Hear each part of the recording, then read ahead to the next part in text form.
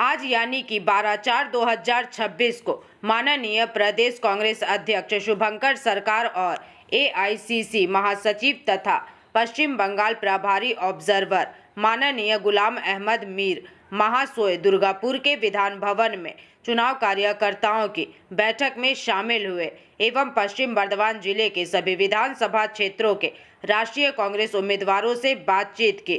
कार्यकर्ताओं को गाइड और मोटिवेट भी किया। जिले के उम्मीदवारों में दुर्गापुर पूर्व के देवेश चक्रवर्ती, पांडवेश्वर के उत्तम कुमार रॉय, जामुड़िया के तरुण गांगुली, रानीगंज के फैज अहमद, आसनसोल दक्षिण के सौविक मुखर्जी, आसनसोल उत्तर के प्रसन्नजीत पुइतुंडी, बाराबनी के जयदेव रॉय, कुल्टी के रवि यादव, गलसी के देवाशीष विश्वास शामिल थे। स्वागत भाषण पश्चिम बर्धमान जिला कांग्रेस अध्यक्ष और दुर्गापुर पूर्व विधानसभा क्षेत्र के उम्मीदवार देवेश चक्रवर्ती ने दिया। এই বাংলার যে এক আলাদা উন্নয়নের ছবি কে করেছে? কংগ্রেস। তো নতুন ভোটার জিজ্ঞেস করছে যে 48 বছর তাহলে কংগ্রেস নেই কেন? কংগ্রেসের পর যারা ক্ষমতায় এসেছিলেন কেউ 34 বছর থেকেছেন, তো 34টা নিশান নেই কেন? প্রতীক যে তাদের তৈরি করা 34টা জিনিস চাই। আর এই 15 বছর ধরে যারা আছে তাদের 15-র অর্ধেকও যদি করেন 7টা 8টা কিংবা 5টা, সেই তৈরি করা জিনিস বাংলায় নতুন ভোটাররা দেখতে পাচ্ছেন না। তাই 65% নতুন ভোটার তারা বলছেন যে কংগ্রেসকেই আনতে হবে এবং রাহুল গান্ধীই পারবেন ভারতবর্ষের মাটিতে দাঁড়িয়ে কোনো জাতের নামে নয়, ধর্মের নামে নয়, সত্যিকারের উন্নয়ন।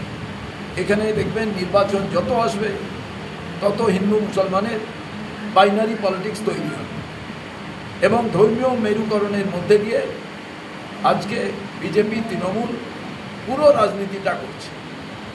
এবার তৃণমূল ইস্যু তৈরি করছে, বিজেপি তা নিয়ে চেল্লাচ্ছে, বিজেপি ইস্যু তৈরি করছে, তৃণমূল তা নিয়ে চেল্লাচ্ছে।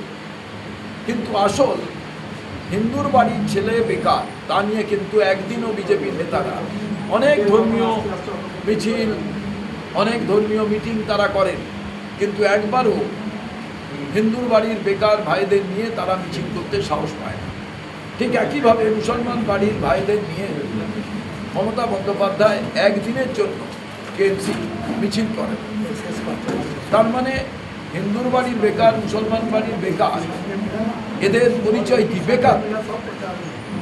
বেকারের কি কোনো ধর্ম হয়, জাত হয়? হয় না। তো সেই ক্ষেত্রে এবারের নির্বাচনটা খুব ইউনিক।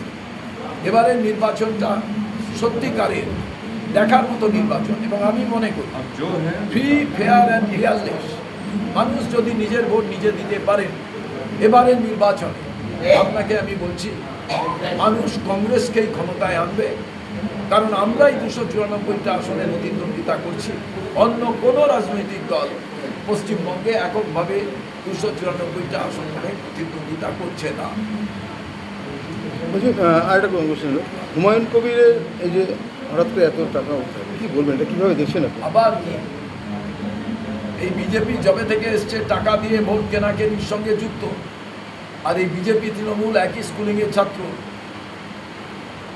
এদের ল্যাবরেটরির নাম, পরীক্ষাগারের নাম হচ্ছে আরএসএস, আর সেটাই হচ্ছে দুজনে ভাবছে টাকা দিয়ে। ভোটারদের যে আলাদা বুদ্ধি আছে, ভোটাররা যে অনেক বেশি তারা স্পর্শকাতর, ওরা ভাবছে টাকা দিয়েই সব কিছু করে দেবে এবং নির্বাচন কমিশনকে হাতে রাখলে আমরা পুরো নির্বাচনটা জিতে যেতে পারি। তাই এসআইআর প্রক্রিয়ার মধ্যে দিয়ে আজকে জেনুইন ভোটারের নাম ভোটার লিস্ট থেকে বাদ দেওয়ার যে চক্রান্ত। दुर्गापुर से निमाई दास की रिपोर्ट, पीवीटीवी न्यूज। रानीगंज में इतने लग्जरी रूम, वो भी इतने कम प्राइस में। मैं बात कर रही हूँ रानीगंज के एनएसडी रोड में लोकेटेड होटल अतिथि इन के बारे में। यहाँ पे आपको फैमिली, फ्रेंड्स और कॉर्पोरेट के लिए रूम्स मिल जाएंगे, वो भी सिर्फ 1500 स्टार्टिंग प्राइस में। यहाँ पे आपको super deluxe room, Dulux room, regular room के साथ साथ प्योर वेज रेस्टोरेंट, जहाँ से आप अपने रूम तक टेस्टी फूड ऑर्डर्स कर सकते हैं। ये होटल हाइजीनिक और क्लीन होने के साथ साथ 27 हेल्पिंग फैसिलिटी भी देती है। High speed wifi, TV with fully AC interior, 24/7 room service, good ambience, clean cupboards, separate geyser facilities, clean washrooms, smoking area. अगर आपका भी प्लान है रानीगंज में स्टे करने के लिए तो आपके लिए ये एक अच्छा ऑप्शन हो सकता है। आप यहाँ पर रूम ऑनलाइन प्लेटफॉर्म मेक माई ट्रिप से भी बुक कर सकते हैं। अगर आप मेरी वीडियो दिखाते हैं तो आपको मिलेगा एक्स्ट्रा 20% ऑफ। अतिथि इन होटल आपको रानीगंज स्टेशन से 5 मिनट वॉकिंग डिस्टेंस पे मिल जाएगा और इन्फॉर्मेशन के लिए आप इन्हें कॉल भी कर सकते हैं। Thank you for watching.